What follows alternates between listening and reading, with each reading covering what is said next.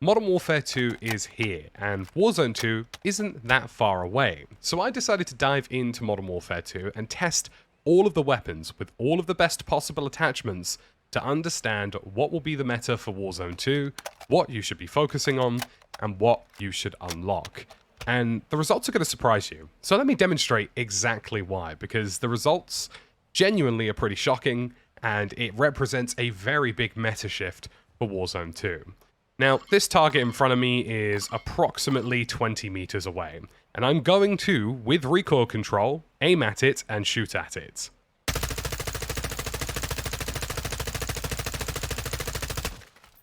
Now, you might be thinking, yeah, well, maybe he's bad at the game. I'm not. And you might be wondering, is this properly spec'd? It is. This is a full accuracy, full recoil control, full long range 60 round magazine with the M4. And you want to know why it goes wrong? Look at this pattern. Look at how crazy the horizontal recoil is on even a 20 meter shot. Now yes, if your target was 20 meters away, you probably would kill them. So let's try and extend that out a little bit, and let me demonstrate why this is going to be a problem very quickly for those of you who want to play Warzone 2. This target over here is about 30 meters away. I'm going to aim for this central mass on the wall where the colors kind of shade a little bit here, and let's see what happens.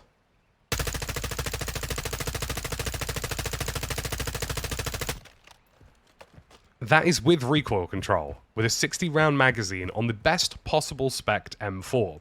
And you might be wondering why I'm holding a RAL LMG in my hands, and that is because this is the meta shift being represented in my hands.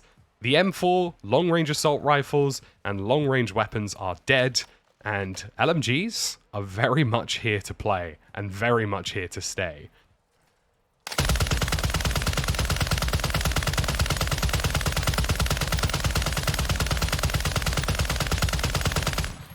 Now that was with recoil compensation, and this is arguably the best spec'd RAL LMG, and you can see it's a similar-ish pattern, if not slightly more compact. It did slightly scuff some of the earlier shots. But why this is important and why this is interesting is because the RAL LMG has better recoil control, has far more bullets, and is a far more stable and accurate option over range. And it does still have a horizontal drift. You can see it from left to right. The gun definitely still bounces horizontally. But because it has 75 bullets, and can have upward of in and around the region of 150 or so, it is a better suited option than this 60 round M4.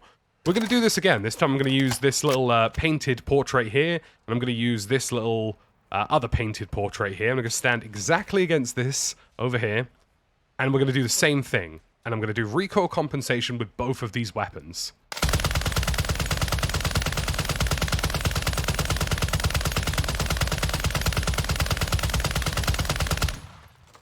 Now let's do it with the M4. I'm going to be aiming roughly around here where the blue kind of covers over.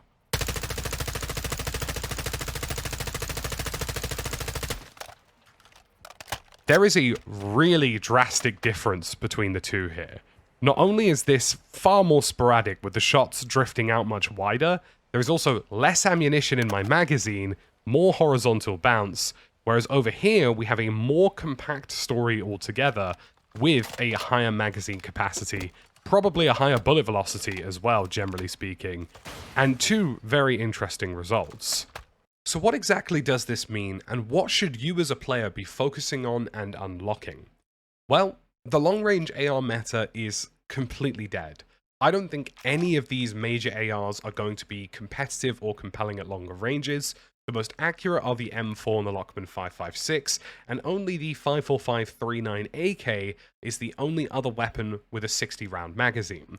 So the M4, the Tauk, the Lockman, and the AK have those 60 round mags, but all of them possess incredibly strong horizontal recoil over range that 60 rounds honestly isn't going to be enough.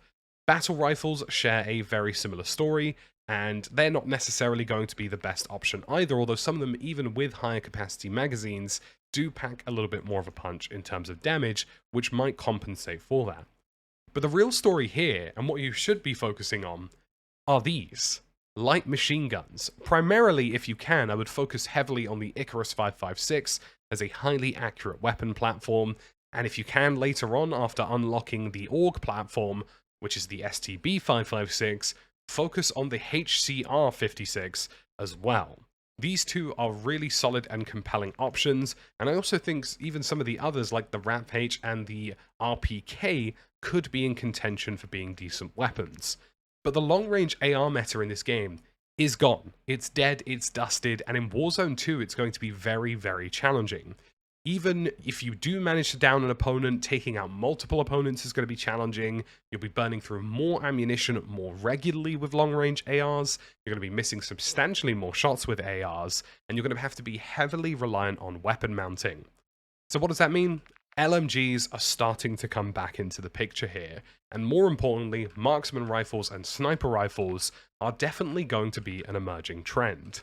Now, we don't know how marksman rifles are going to be balanced in Warzone 2. Presumptuously, they will just take the base stats of Modern Warfare 2, but we've seen in Warzone 1 that they've started treating things like the SPR differently to how they treat sniper rifles. So I think the MCPR 300 is the bread and butter rifle. It's the HDR/AX50 of Warzone 2, and this is the sniper you should also be focusing on. SMGs, of course, are still going to be fantastic in this game. I personally have been using the FSS Hurricane a little bit in testing, and I think that's been very impressive. So has the P90, and of course, so has the traditional MP5. Generally speaking, the only SMGs I was disappointed with was the MP7 and the MX9, but with some customization, they could be decent. But generally, I would focus on the FSS Hurricane. I would also focus on the P90, because I think that's a really compelling option. And of course, the Lockman sub, which is the Lockman 556 MP5 variant, which you have to unlock through the tree. This is a really awkward time, because you want to focus on Warzone 2 and you want to level things up, but it's tricky. The M4 is definitely gone and dead. The story is very much being told that the M4, the Scar H, the 556, and even things like the 545 just aren't going to be cutting the mustard for Warzone 2. I really think the next meta for Warzone 2 is going to be dominated by LMGs with SMG secondaries and sniper rifles with SMG secondaries, and I'll be interested to see how that unfolds. I'm not saying that the medium to long range AR meta is completely dead. I'm sure with gunfights up to about 50 meters, they will still serve a purpose. But long range gunfights like we see in Warzone 1, where you're firing at somebody in an open field, these guns are not going to be good enough anymore, and the horizontal recoil is exactly why. And it really honestly doesn't matter how much you tune these weapons. Throughout all of my testing and all of the things I've done, it just didn't seem to make a drastic difference, and there seems to be a very deliberate design choice here for you to avoid trying to make a long-range AR build. So if you're just starting in Modern Warfare 2, and you're looking to specifically level up things for Warzone 2, I would focus immediately on the Icarus 556, which compared to the rest of the LMGs in this platform, is in fact the most accurate. Now, the RAF-H is also a fantastic option and something that I would recommend, and generally speaking, the lower levels LMGs are all fairly similar in terms of their handling.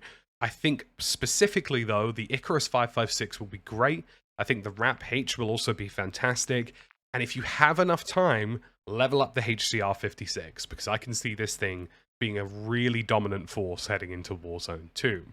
I would also be focusing on the MCPR 300 and maybe a different sniper rifle like the SPR or the LAB 330 or the SPX 80, but I would focus specifically on the MCPR 300 alone because we know that that's going to be the kind of universal sniper rifle. And honestly, if you're feeling a little bit risky or you're feeling like trying something different or something of a bit of a wild card for Warzone 2, level up either the Tauk V or the FTAC Recon. Now, the FTAC Recon is the more obvious choice because it kind of links in with the Icarus gun platform as well. And of course, I mentioned that the Hurricane is a fantastic SMG. But there is something about battle rifles at the moment that I think are generally going to be impressive in Warzone 2. They are medium-range hitters by design, and clearly assault rifles can no longer do that job, and some people aren't going to like sniping. So if you're the kind of person who likes using your 4 to 5x optics or your 4 to 6x optics, I think battle rifles might be the way forward. So folks, I hope this video has been helpful, and I hope it's helped you identify weapons that you should be leveling up. Again, a reminder, they're on screen right now. These are the guns I think you should be focusing on in order of priority in terms of LMGs, SMGs, so on and so forth. And I would, of course, focus on your sniper rifles as well. There's going to be some really interesting meta shifts and emerging trends going into Warzone 2, and I hope this video has been helpful, and if it has, hit subscribe, hit like, and I'll catch you again in the next one.